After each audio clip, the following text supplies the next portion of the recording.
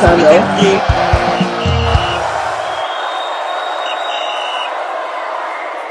Hello guys, welcome back to the channel Final Whistle. It is not news that we are in an AFCON year, and it is unusual as a lot of players will be playing their trade at their various club side, and CAF officially announced that the competitions will be held from December till January, like December 2025 to January 2026, and we're expecting a lot of players that are applying their trade in Europe to come back home to participate in these competitions. But on the other side, there are a lot of speculations and a lot of talks concerning how clubs are reluctant to release their various players to come and play for their various club.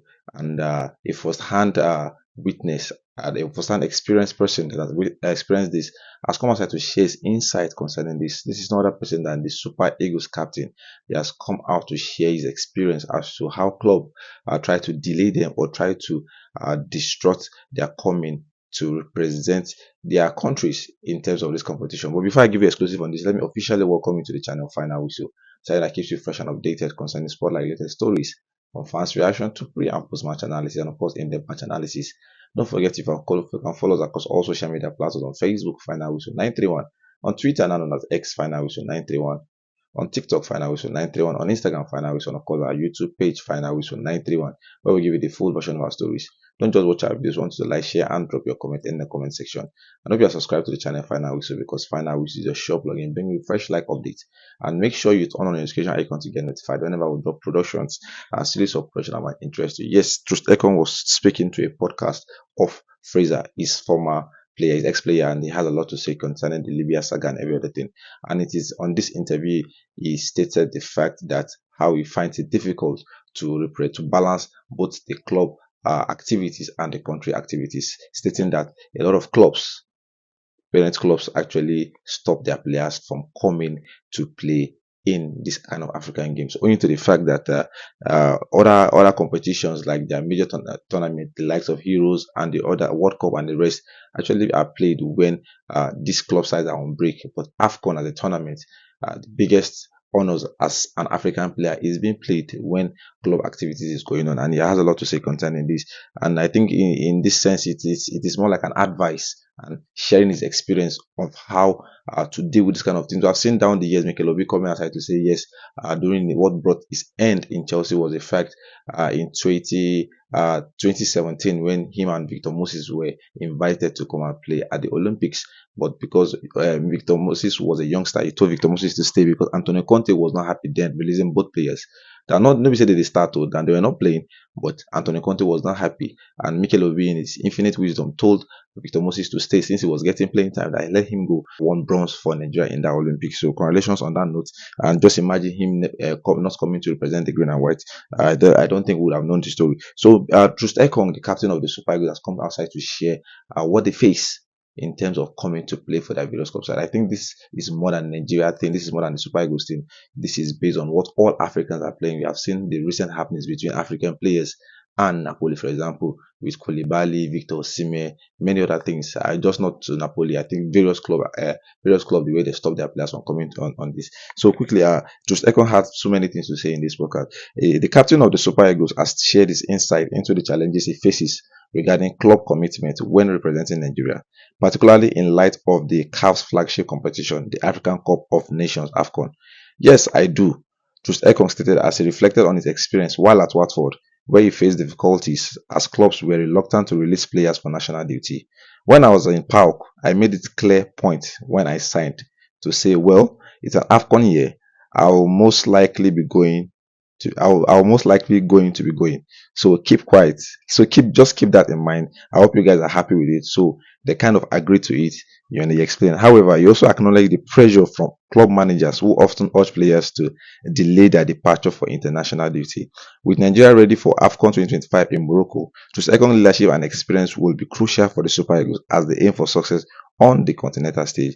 When the time comes and you have to leave, the manager is always going to be like, try and play one more game before you go. Try and go late. Make sure you come back. Then if you come back with a ripped hamstring, then it is not going down well, he added. Troost-Ekong's honest remarks shed light on the ongoing struggle many African players face balancing club and country commitment. I think everybody remembers how it was with Emmanuel Dennis as well as the time because he actually didn't go and I did go. He noted. The defender noted the importance of communications with clubs about international obligations. Yes, this is Troost-Ekong speaking fact at Fraser's podcast. Believe me, this has a lot to say. He also quoted an instance when him and Emmanuel Beneventura Dennis were both at Watford when they got the Nigerian international call up that because of the club demand and everything, Emmanuel was scared to go. But him, I said no, Nigeria first, and he did went to. I think it's understandable if some players are naive and scared to not to go to this kind of call up. You understand? And he properly stretched on the communication between club and countries in terms of this international duties. You understand? You know, I've always talked about sharing data, especially because we have seen some clubs, some countries rather, sorry, the likes of Spain, England, when they draft the international call up, you see names like Cole Palmer there, names like Bukayo Saka there, and the club will come outside and tell you that okay, yes, we can't release him because he's injured. You understand? The same thing goes to the countryside, to the club side. It all deals with how you share data, how you communicate. But I don't think NFF or Nigerian Super Eagles are doing that much. I think this is even affecting the way they play because you see sometimes the players, the way they play at the club side is different from the way they play at the countryside. Because you use a player will be playing very well, well, it's any million of dollars be playing attacking, and in Nigeria will push him push him back to the defense, and he will not be getting numbers. And you know, Nigerian football fans, they don't get you now. They'll be coming for such player. I think a typical example is Alex Iwobi. He plays for Fulham, getting magical numbers with 8 goals and 5 assists this season. But it is hard for him to replicate such form in the countryside. But I'm still looking forward for him to do that because it is not an easy thing. You know, we have talked about players not honoring Nigeria and this thing. Believe me, there are so many things going behind the scene because Ekong don't open our eyes. So he has a lot to say concerning this, saying that yes, we might see them coming to represent the green and white. That we don't know how they do this. Sometimes we report. I remember when we used to do our camp reports when the international squad list is out, their camping date and every other thing. You see these players don't arrive at the same time.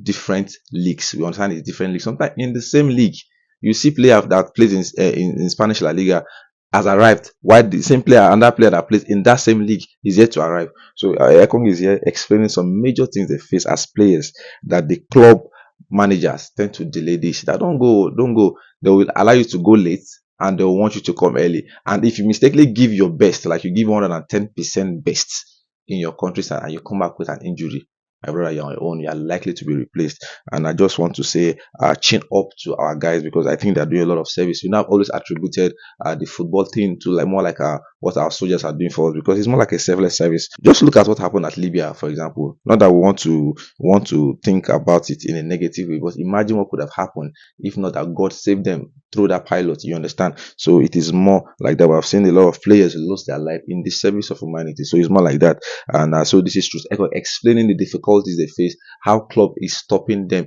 Believe me, this is a captain. He's that something years or so. But believe me, he has nothing to lose. Probably that's why he's coming outside to say this. Imagine the likes of Victor Boniface that are still 22.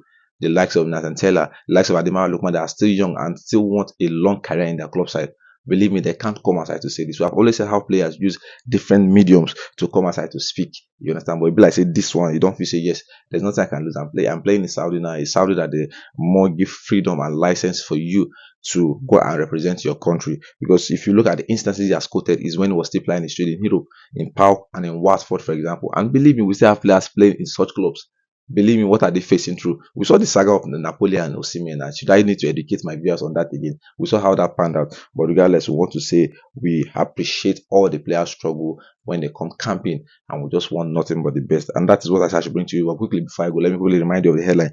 Troost-Ekong has come outside on Fraser's podcast to talk about the difficulties, how they were able to balance the club and country activities, stating that sometimes club managers make it hard for them. They delay their coming to the camp and they want them back early. And sometimes they don't even want you to go at all. And if at all you go and you mistakenly overdo it, you say you go do get injured, man, you are in trouble as you are likely to get replaced. And it's an AFCON year 2025. Believe me, we'll see a lot of things go wrong because that December time, the league will be on. So I don't know, and we have a lot of African players play. That's what I'm saying. That this production is not just about Super Eagles players, because if we want an entertaining AFCON, definitely we want the best players representing other countries so that we'll have the best competition. Look at Manchester United, we have Amad Diallo there. Amad Diallo plays for Ivory Coast. Look at Chelsea, we have Nigerian players there. We have African players all over in La Liga, every other place. So I believe that this news reaches the walls and ears of everywhere it's supposed to reach. They made this club managers not try to delay these players. It's an AFCON year, the most prestigious award for any African player, believe me. And now that is all for me. Don't forget, I'm your humble host, Official Ola. Don't forget to follow us across all social media platforms: Facebook, TikTok, Twitter, Instagram, and of course our YouTube page, Final Whistle. And that's my time. See you guys.